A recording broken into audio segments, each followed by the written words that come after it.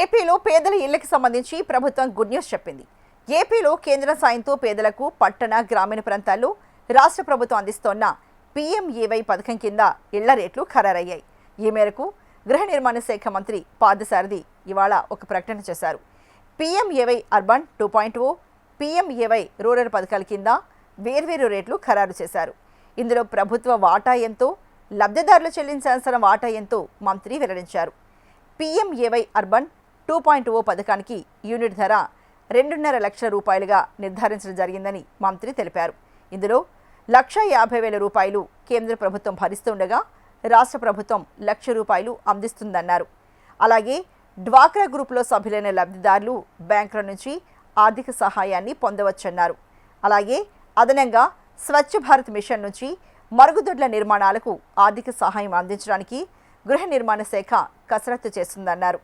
Urban housing పథకంలో ఇప్పటివరకు 5,801 ఇళ్లు పూర్తి చేయడంతో పాటు 178.95 కోట్లు ఖర్చు చేశామన్నారు.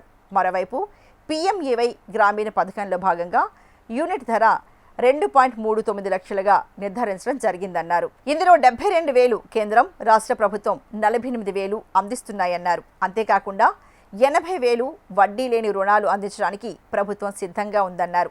అలాగే ఉపాధి హామీ పథకం కింద 39,000ను అందిస్తున్నామన్నారు. స్వర్ణగ్రామం వార్డుల్లో పనిచేసే 370 మంది ఇంజనీరింగ్ అసిస్టెంట్లను ప్రభుత్వం గృహ నిర్మాణ శాఖకు కేటాయించడంతో గృహ నిర్మాణాలు మరింత వేగవంతమవుతాయని మంత్రి వెల్లడించారు.